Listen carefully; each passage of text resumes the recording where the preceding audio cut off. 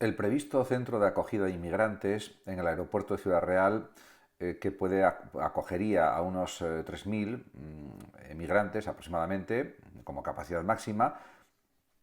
pues ha creado una cierta polémica en Ciudad Real y en el ayuntamiento, parece ser, porque mucha población no está de acuerdo que se utilicen las instalaciones del aeropuerto para ese centro de acogida. En cualquier caso, esto plantea una serie de análisis, como por ejemplo por qué ya la Unión Europea está aprobando centros de acogida en Albania, en territorio extracomunitario, y eso sería como una forma de guetos. Creo que lo que hay que hacer con los migrantes es integrarlos en la población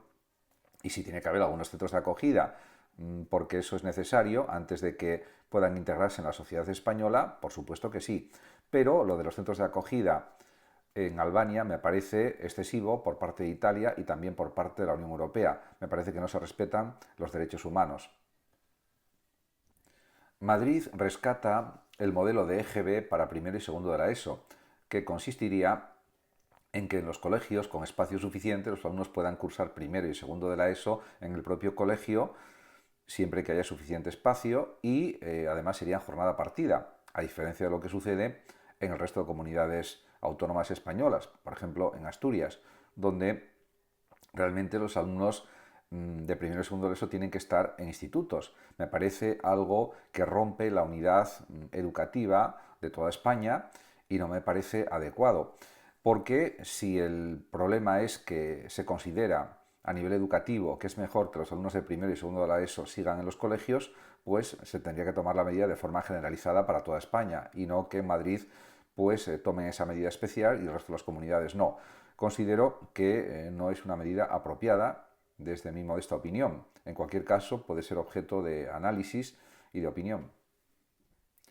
Obesidad y trabajo. El gobierno británico está planteando la necesidad de recetar una especie de inyecciones para adelgazar o fármacos adelgazantes para desempleados obesos con la finalidad de que vuelvan a trabajar y de esa manera pues no suponga un elevado coste económico para el gobierno inglés, para el gobierno británico. Y considera que es una medida adecuada porque va a fomentar la salud de los británicos, de los que son obesos, por ejemplo, y aunque sea un gasto para el gobierno, es rentable porque incluso pretende extender esta medida de inyecciones adelgazantes a personas obesas en Gran Bretaña, incluso convirtiendo estas inyecciones que son de un coste elevado económico, pues que sean gratuitas. Y eso redundará en un beneficio de la salud de los británicos y también hará que disminuya el gasto por pagar la prestación de desempleo o simplemente por no trabajar. La digitalización hace que bajen las emisiones per cápita de CO2. Esto está en relación, por ejemplo, con distintos centros de datos de Internet, por ejemplo, Maz4 en Madrid y en otras partes de España, que sirven precisamente para que haya una buena distribución de la información de los contenidos que aparecen en Internet para todas las personas de España, las empresas, etcétera. En ese sentido, consumen mucha energía esos centros de datos, pero son absolutamente imprescindibles para la digitalización en todos los niveles, tanto a nivel económico como a nivel, diríamos, de disfrute de canales de televisión, de canales de todo tipo, de radio, etcétera. Y en ese aspecto es algo absolutamente esencial. En cualquier caso, la digitalización está reduciendo la cantidad emitida de CO2 a la atmósfera, lo que es positivo. Lo que sucede también es que estos centros de datos cada vez son mayores porque tienen que albergar más cantidad de servidores, decenas y decenas de miles de servidores.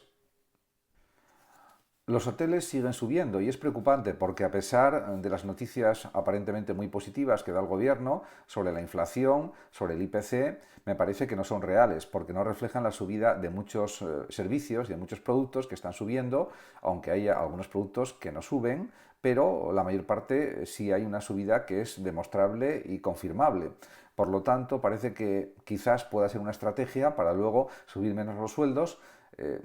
señalando que como la inflación ha subido menos y el IPC pues sube menos, por lo tanto no es necesario subir los sueldos, por ejemplo, cuando es absolutamente imprescindible, porque ya hay muchísima gente que no llega bien a final de mes o que no llega realmente. Y esto es debido a la subida de precios generalizada que existe y que todo el mundo sabe y nota de una manera habitual y continua. Por lo tanto, a pesar de lo que digan los telediarios, de lo que diga la publicidad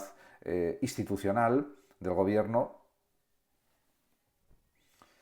esta sociedad huye del dolor y es adicta a consolar. Esto está en relación con la visibilización del duelo perinatal,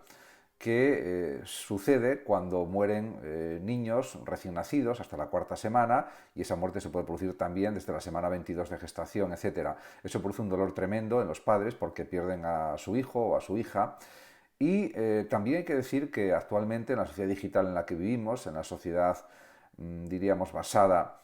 en Internet fundamentalmente y en los móviles, la gente muchas veces no se atreve a pronunciar la palabra muerte, parece que es una palabra prohibida, cuando es una realidad que está unida a la vida. Estamos vivos y al final morimos. Por lo tanto, es verdad que hay que aprender a superar el dolor y que el dolor forma parte de la vida, no solamente el placer. Por supuesto, hay que disminuir el dolor lo máximo posible y vivir de la forma más placentera posible, eso es indiscutible, pero también hay que reconocer que el sufrimiento y el dolor existen.